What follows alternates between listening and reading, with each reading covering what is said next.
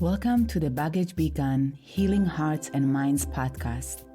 I'm your host, Tami Mahmali, a spiritual guide and hypnotherapist. I'm here to guide you on this healing journey toward holistic and spiritual well-being with ease. Each week, we will dive deep into the realms of self-discovery, offering you valuable tips, strategies, and actionable steps to help you restore harmony in your mind, body, and soul. Hi, Christina. I'm so excited to have you. Thank you so much for joining us. And it's so exciting to have you here. And I love the topic. I'm just going to introduce you. Wonderful. Our Thank you guest for having me. My pleasure. Our guest today is Christina Wooten. She is a certified psychic medium and intuition teacher with over 15 years of experience.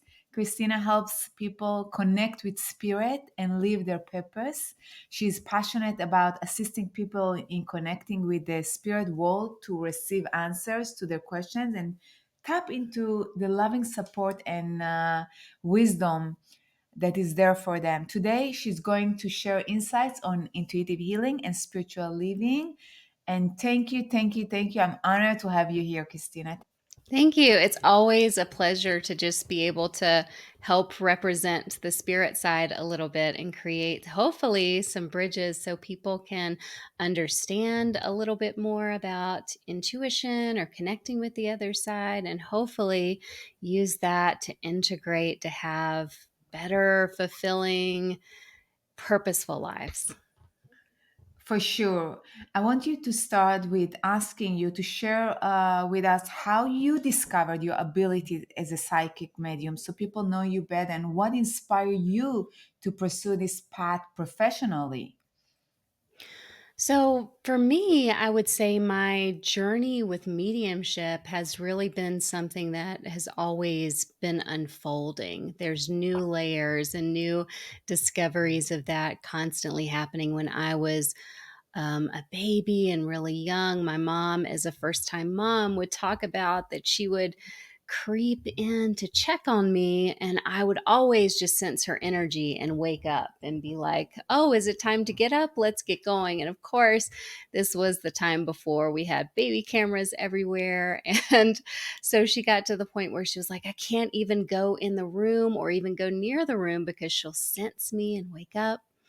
When I was, young, I would sense spirit people around a lot. And I spent a lot of time sleeping on the floor or in the bed with my parents because I was so nervous about what it was that I was experiencing. I didn't know what to do with that yet in my life. But that led me on a journey of discovery. I'm trying to understand what it was that I was experiencing to figure out the whys and the hows. I knew what I was experiencing was very real, but I didn't have a framework that helped me to understand it and then to transform that into something that helped people instead of made me nervous.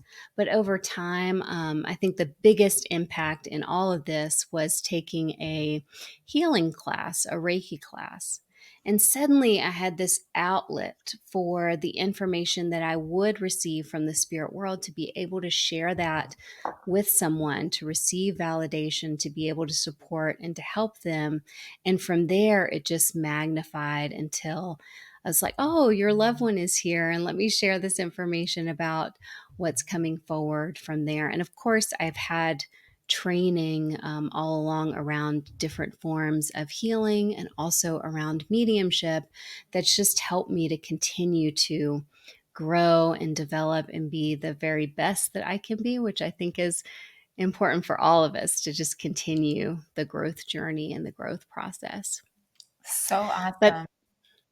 yeah, the second half of your question was how did it, turn into a profession or to a career for me? And really I just got to I love spirit so much and I love our connection so much that I can't imagine that not being a part of my daily life or having this one side of myself that I wasn't expressing continuously. So it really found me versus me saying, I peg this is what I want to do. It just became part of my expression to be able to share this with other people and to do so in a professional way. I remember that around 30 years ago, mediums were often called witches and were not viewed Mm, as they are today. Do you think that right. there has been a shift in the way people look at mediums in 2024? Absolutely. I think that one of the big changes that we've had has been more media coverage and media exposure. There's been more paranormal TV shows. There's been TV shows about psychic mediums that have helped people to see the art and see how healing it can be and see how beautiful it can be for people in the grief process or in their own personal growth process. And I think that that has really helped people to look at it differently instead of it being something that they just heard whispers about and really hadn't experienced themselves. They get a chance to really see it and see what it looks like and see how it helps people and experience that in a way that I think expresses the truth of the art, or at least as close as TV can possibly do.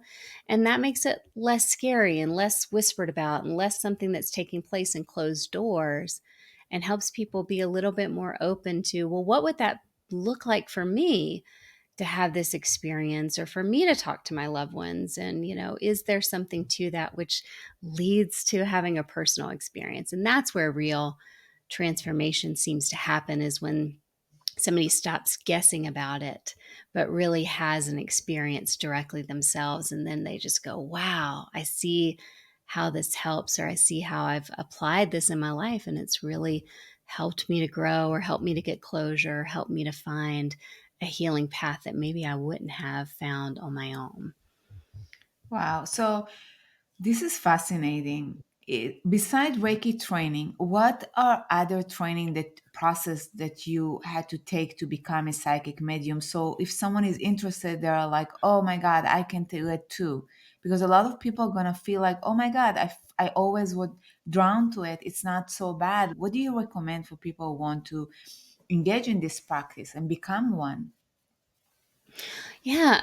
I think one of the most important things to do is to seek out resources and a community that really helps you to grow, that pushes you out of your comfort zone to really get to that place where you are expressing, you are trying to get validation, you're communicating the things that you're sensing and having a chance to get feedback, that you're getting some sort of intuitive coaching or support about what's happening, about the spirit world, understanding the hows and whys and the processes, so that you feel empowered and confident and not and a participant in the whole process, and not feel like, it's something that's just subject to you, or, you don't feel in control of your body or control of yourself, because you do have autonomy within your body, even when you're a medium. And some people are really nervous about that side of the development process. So I encourage people, I'm an intuition teacher. There's other intuition teachers. Find somebody that you really resonate with and connect with and can learn from, and that pushes you out of what you would normally do. For me, what helped me a lot was taking a class where it involved platform mediumship. So, platform mediumship is where you stand in front of people, a group of strangers, and then you just see who spirit guides you to. And then from there, you give messages. So, if you ever saw John Edwards back in the day, that's exactly what I'm talking about. um, and for me, I would have never done something like that without being in a class that really forced you to do that. But it was one of the biggest catalysts to my growth and to my development. Was you have to get out of the ego. You have to get out of the comfort zone. You have to learn to be able to truly trust that if you show up, that spirit's going to show up too. And getting out of that box that I had put myself in really, really helped me to keep growing and be able to do this professionally. I don't think I would have made this big leap without doing that. I love that. The message of come out of your comfort zone, understanding the how and why of the process so you feel confidence in the midst of everything, and trusting the process is big, like surrendering, Mm, to come out of the box so we can grow up, whatever box we yes. built for ourselves that restraining us, like building like a prison. So how do you define, like what you do? It's kind of intuitive healing.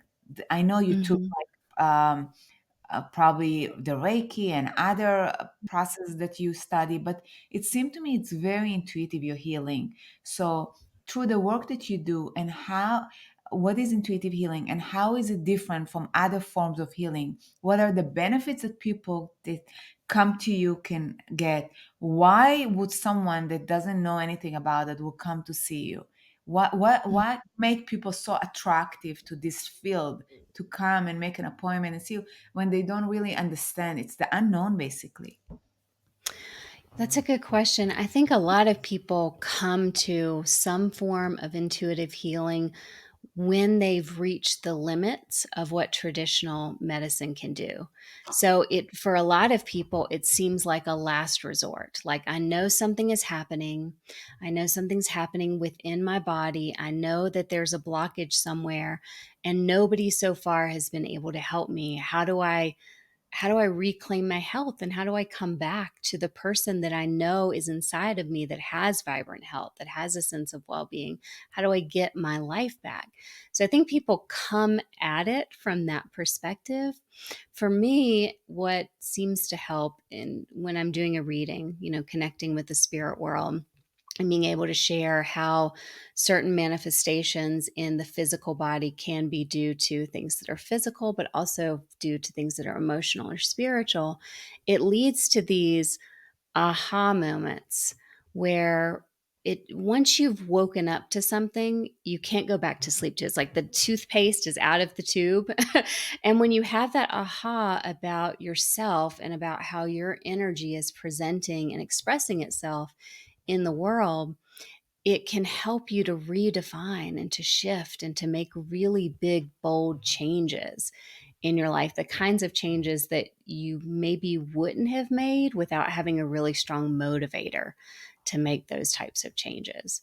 So I think it really is important for people to make sure that when they are having emotional and physical symptoms that they're looking at what's the spiritual cause, what's the deeper connection, because our physical body is just an expression of our spiritual self, our spiritual and soul energy. So what's happening, what is my soul trying to communicate to me using the venue of my body to do that, or the messaging source of my body to do that? And then how can I use that message to live it differently in the world? And that seems to make really big dramatic shifts in someone's life that again would not have happened, by just going to see somebody from one perspective that maybe wasn't helping them to begin with. I think that most of what's happening in our body, like physically, whatever manifesting physically and emotionally, it's it's connected because we are connected, like mental, spiritual, physical, and emotional. They're all connected. And when you find the spiritual cause, a lot of time you can understand why you inflicted these physical ailments. So in Mm-hmm. my line of work, working with people to shed mental and emotional baggage, I often guide them to dive into the past. Sometimes it's Mm, lifetimes ago, generations ago, to find the source of the trauma, discord. I've right. seen how beneficial it is when they uncover answers from the root cause that actually were lifetimes ago. People can say it was 1805 or 1921. I believe there are benefits in understanding things from the past, like you said. So, what can you share about your practice that might help others in their self harmony journey? You said that. So, when you go through that, um, what they will get from, in short, what the answers that they can get when they're working with you? Let's say someone comes to you and they have physical ailments. So, I'm saying it in simple words so they will understand. What they gain, if Mhm. someone comes to you and say, I don't understand, I have this disease, no one understand. I have it with a family member right now that she has autoimmune system disease and they cannot find out what's the cause. So if someone comes to you like that, what can you how can your service benefit them? Sure. A lot of times, what is helpful is to just have a higher perspective. When we are in it, we are seeing solely from our perspective. And a lot of times, when we're sick, we're already depleted energetically, we're exhausted, we're stressed out because the illness is creating more stress in our lives and in our bodies. And so it just builds up into this a bit of an avalanche or boulder that's hitting us. It's overwhelming. So, having another perspective to be clear, I have guides who sometimes will talk about that there's certain ways that the body is working that is contributing to what's happening. So, they kind of show me the insides of someone's body, and then I relay that message. Sometimes people take that to their physicians, and it's been really helpful for them.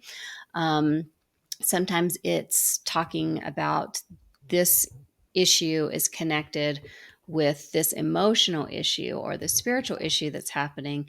And this, I really find it important for spirit of, okay, well, what's the next step? So once we know what it's connected to, then what's the recipe to continue to move through it? So, we don't want to just get the message. We want to get it and understand how to integrate it into our bodies to go to the next level so that we're not stuck in one part of the cycle. So that's pretty much what it looks like, is trying to get, like you described, get to the root of what the issue is, and then how to take it out of that stuck part of the cycle and the blocked energy and actually start to move the energy. And that's really personal, person to person, because what brings us to this level of physical ailment or emotional disturbance that's happening is different for each person. But it's always something that we can work towards shifting, and we can see a new perspective and welcome in a new consciousness and a new way to live. And when we do that, we bring in fresh energy, and our body begins to respond to that new energy and that new way of living and that new way of looking in the world. And that's a big part of the healing process. You mentioned the word energy because I'm guessing that after they have the new understanding, there is a shift in their energy, right? Yes, absolutely.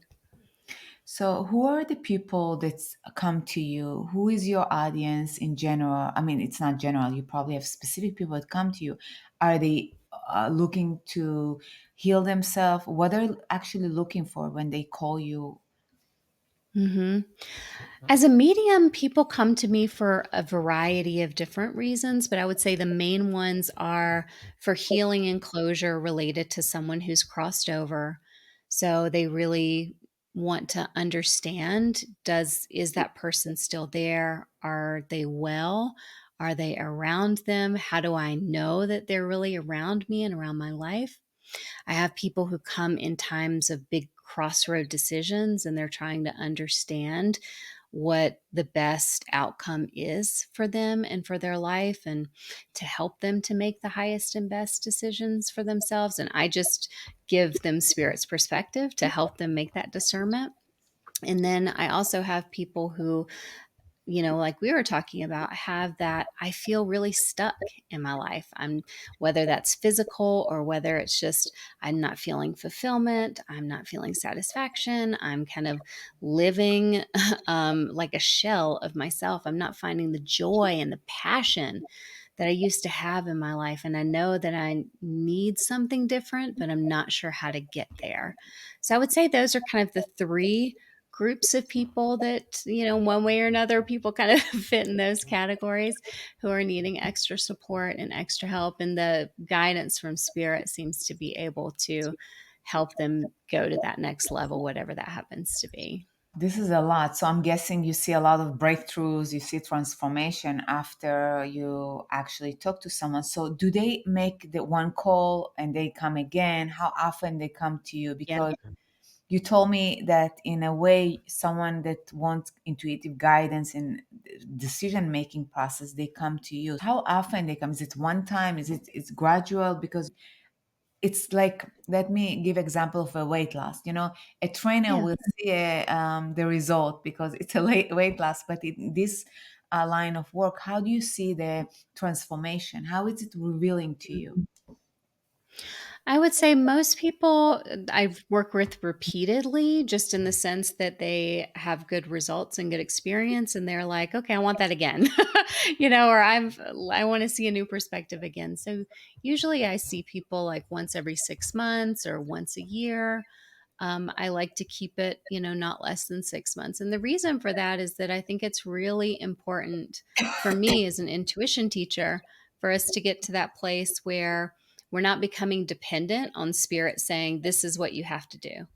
That instead, it's more about I'm receiving information to help me understand the paths that are before me, to help to understand all of that energy so that you can in turn integrate it. And then when it's 6 months or when it's been a year, then you have a chance, like you're in a new energy, you're in a new state of consciousness. So you have a chance to go to the next layer and go to the next level. But integration is critically important to consciousness change. So if I'm just sharing with you from your guides things that are happening or things that are going on, but you're not doing the work to integrate and to put the things into motion in your life, then you're not able to receive the full benefits of the whole process. What's the point of connecting with this other spirit world if it's not to help us to change our mind, to change the way we show up in the world, to change the way we really love ourselves and see ourselves through spirit eyes? The whole point is to let it change us. So if people book more regularly, I usually have a talk and we're like, let's, try and stretch it for 6 months because I want people to integrate. The part that you said, I don't want people to be relying on me. You don't want them to use you as a crutch. You want them to learn how to live by themselves, being an individual that can make their own decision. And I am big believer in it, that people needs to actually tap into their own intuition and get the answers.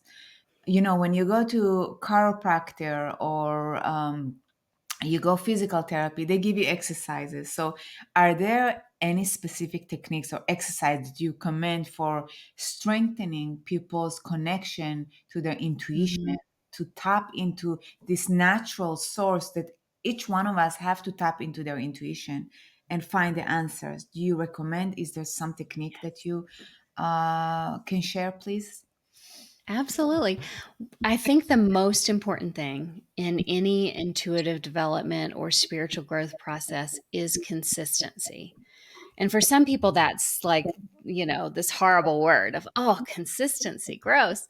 But it really is what makes a difference. It's better to spend 5 intentional minutes per day because those 5 minutes that you're spending in spiritual connection are the 5 minutes that your essence, your soul is truly present in your life.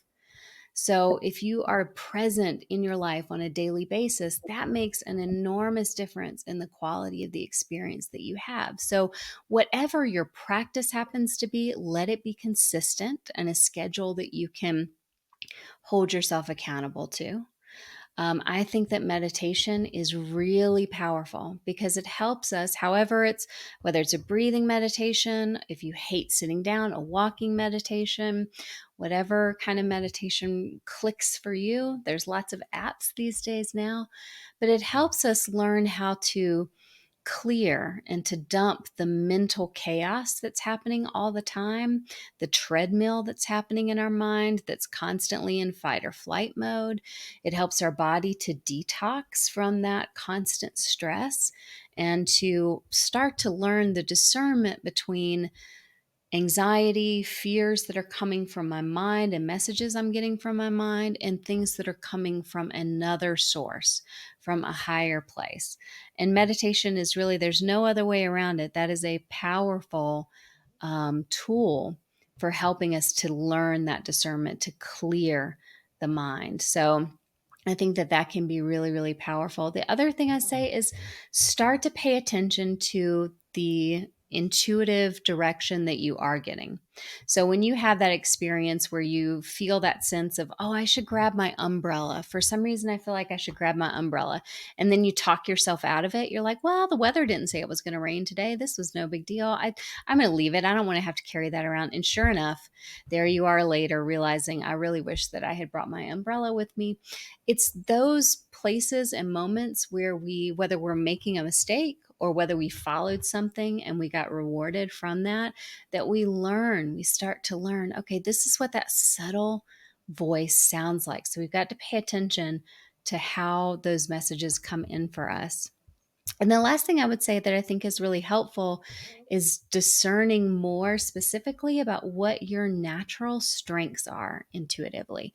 Whether you have a tendency to get more clairvoyant direction, whether it's clairaudience, and maybe you're getting information through the thoughts in your head or an inspired voice, or you actually are hearing sounds, whether it is empath, so someone who's really sensing the energy around us. And some people, the least understood of all, is claircognizance, where you just have that lightning bolt sense of knowing. I don't know how I know, but I know XYZ. So being able to discern and then learn how to listen to that to develop it further can help. I think that that's one of the best resources to just give yourself a little bit of a heads up and to create a fast track towards developing intuitively. I think it's really important what you said, especially about consistency every day, being present, meditation, if it's breathing or walking, paying attention to your intuitive guidance. I think it was big for me, especially when I have to pivot to the business that I'm doing today. It was Mhm. calling my name and I wasn't listening for years. The second I listened, I saw all the gifts. So pay attention to your natural gifts. I think it's a big one. So thank you for sharing those nuggets of how we can tap into our intuition. So, for those who are maybe skeptical about the line of work you do, how would you explain the process of connecting with the spirit world? Are there any misconception or limiting beliefs that not letting people know more about this line of work? Yeah, I think there's a lot of fear and a lot of anxiety and a lot of negative conditioning that's around not just my line of work, but just certain practices that are spiritual growth oriented.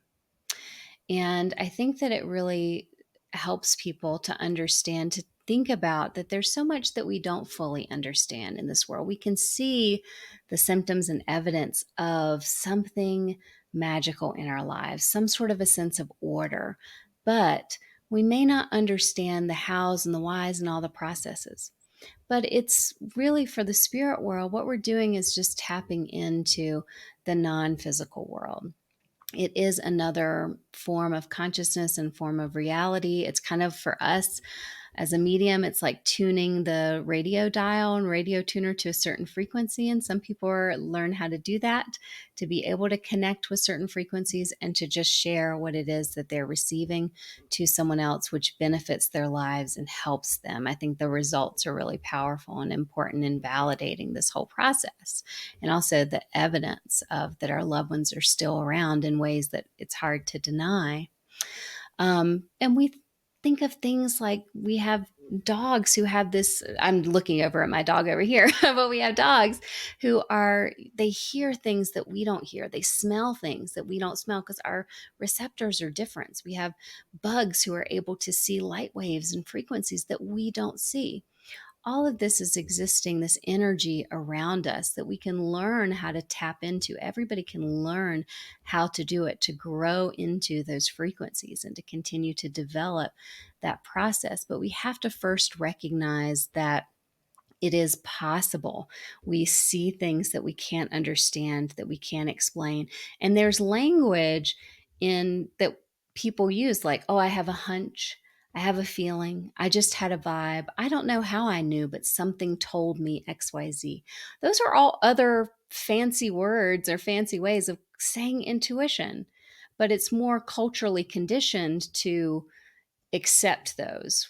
You know, people talk about great business leaders having really strong intuition towards what to invest in and what not to.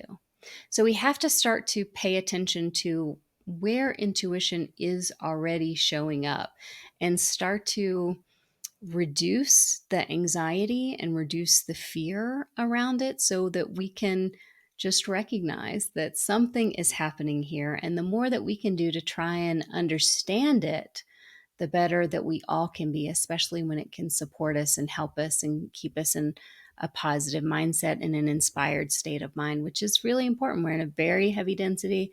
We're doing a lot of spirit soul work where we're learning lots of lessons here in this lifetime. We need those things that encourage us and inspire us and help us to know that we are not alone. We're not alone in this process. We are truly supported, and we can understand the level of support and the level of love that's surrounding us all the time when we start to really tap into it.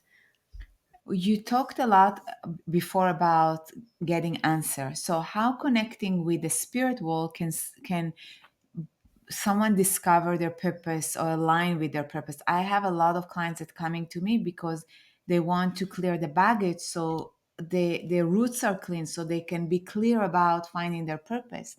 Can you share how they can find their purpose or answers to for themselves through your work? There, we do come into every lifetime with a sense of purpose and mission, and we're motivated and driven, our soul selves, to experience things that often, in some cases, we've never experienced before, to keep growing and developing. And so, a lot of our passions, our hidden passions, our secret passions, a lot of the things that we feel intuitively and innately connected with and drawn to are all part of our soul purpose and our soul journey.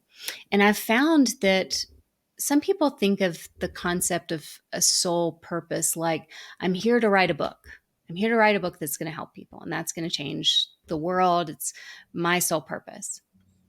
But really, the deeper message of that is not that it's about accomplishing something, because we don't have to earn anything. We don't have to earn love. We don't have to earn that connection with the spirit world to be valued and to be worthy. We innately, as a soul, already are. We're born with that energy.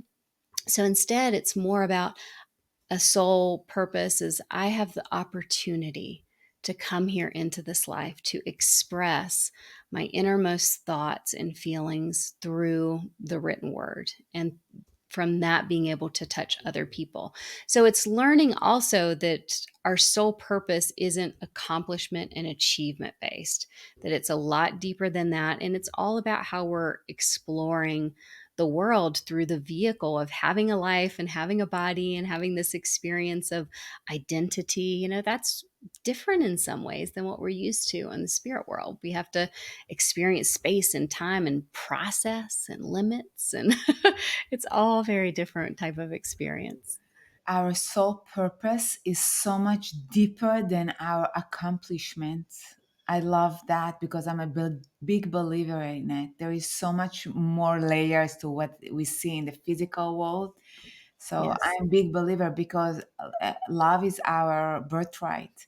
Yet we do so many things just to be loved. Meanwhile, it's our birthright, but we need to tap into it. We need to understand the energy behind that, and it takes time. It's a process. It's a journey.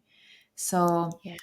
can you share with us what is the most rewarding part of you being a psychic medium and like intuition teacher?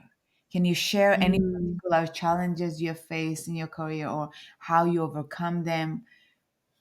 Yeah. One, I just want to say I love what you said about love being our birthright, because it truly is. And in so many ways, every lifetime is this journey back to fullness of love and the full expression of love, the full understanding and consciousness of that. So I love what you said and thank you for sharing it, because we all need to take that in and just keep hearing it and hearing it all around us all the time. To answer your question, I would say that my biggest reward truly is it comes down to how you define success. So for me, the way that I define success is in if the work that I do in some way helps people to deepen their own connection and own understanding of the divine, whatever that looks like for them, if it deepens that energy for them, that is the reward for me. That is the motivator. That's what feels like success. I am much more comfortable as being the messenger and being someone who supports them in their deepening of that process. That's where I feel true spiritual reward is for me. So, and then I think in general ways of when people feel and know for sure that their child who passed away or their husband who crossed over, that they are truly okay and that they're able to communicate in ways that that person knows and recognizes 100%, like that is that person. That's exactly what they would say, that they come into the reading nervous and they're laughing, while they're talking to their loved one who's crossed. That feels really beautiful to me also. So I get rewards in that sense, that in some way I can alleviate suffering and alleviate hurt by pointing them in the right direction. And then hopefully they integrate that further in their life. As far as challenges are concerned, I think the hardest part is dealing with grief all the time. That there are times afterwards where my heart hurts for someone, and I have to process that in and of myself.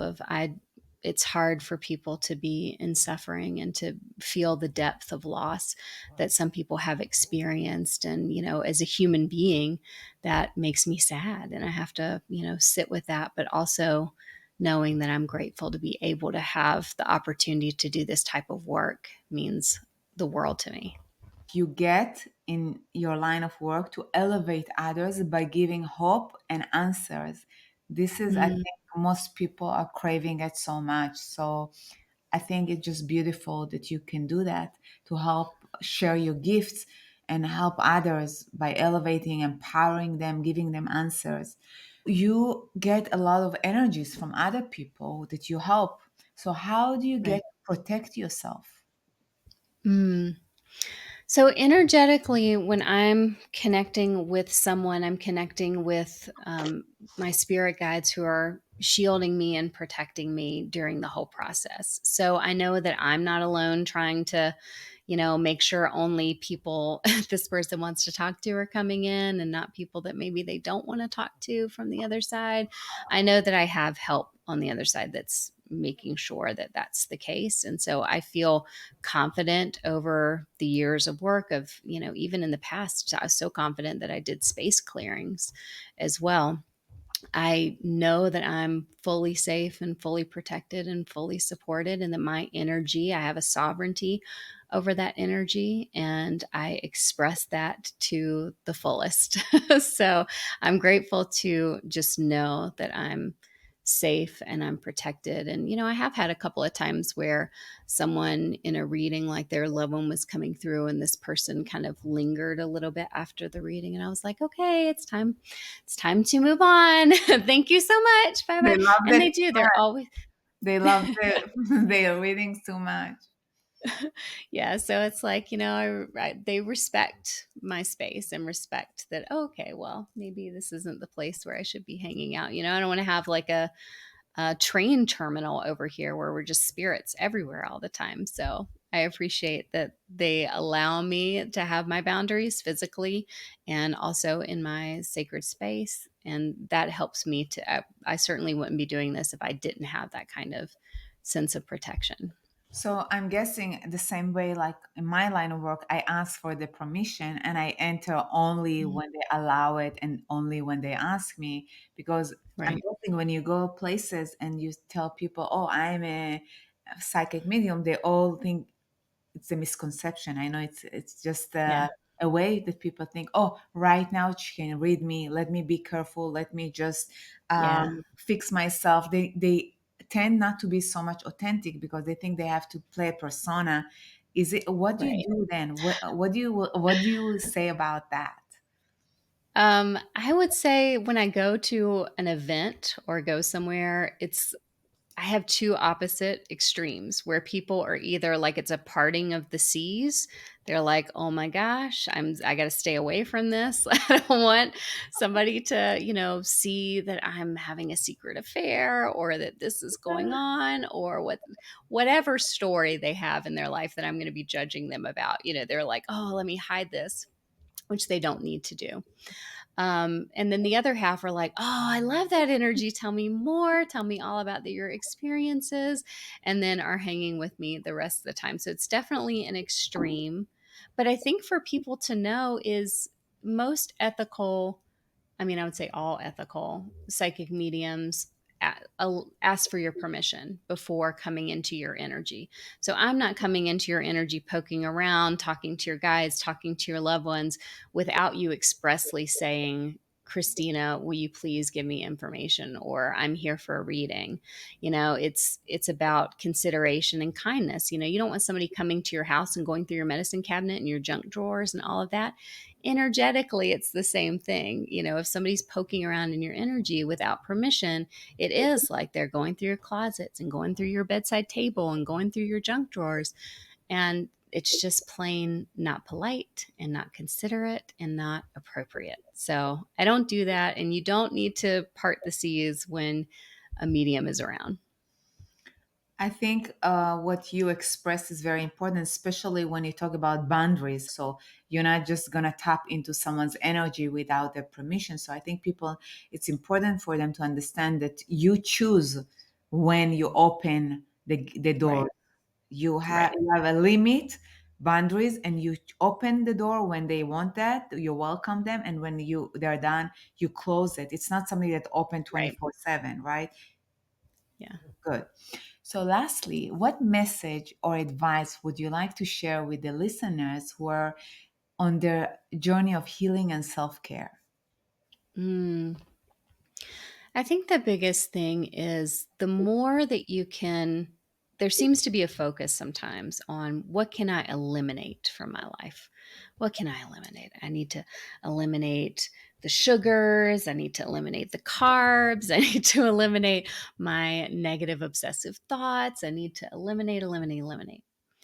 But really, if we take a lot of the focus away from all the elimination oriented thought and we just start focusing on what makes me feel good, what can I bring more of into my life? What do I feel drawn to and attracted to, and do more of that? So, whatever spiritual growth, whatever flavor of that feels supportive and like lights your heart on fire and makes you curious and makes you want to go deeper, do more of that. And naturally, those other things will begin to drift away as you start to shift and change your consciousness and go to the next level. So we don't have to focus so much on elimination as much as we do really in just how do I add these things that spark a fire inside of me or that bring me the results that I'm really looking for so that I can find that sense of joy while I'm here in a human body. We are not here to suffer. We are not here to learn lessons and be miserable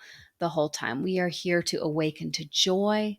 We are here to awaken to love. We are here to have the privilege to express that love to other people and to express that nourishment to ourselves, to know ourselves in a whole different way. That is an incredible gift that we have, and it is a journey. So, my biggest statement would be follow your heart, follow what brings you joy and fulfillment and excitement, and that will ultimately lead you to more things. And also, maybe I'm going to add one more thing in here, Tammy, is I would also say that we get so oriented and focused in the why. Like our brain likes to talk us into, well, how am I going to use this? If I'm going to take a class or I'm going to go learn something, how am I going to use it? How is that going to benefit me? What's the end product or end result of that? And that why questioning and trying to know the end product before we've even taken the first step keeps us from following our passions, from following our heart, from following our intuition and awakening something new inside of us. So sometimes take that class take that pottery class if that's what you feel inspired to do. You don't have to become a potter. Like, you don't have to go sell your wares at the farmer's market if that's not what you want to do.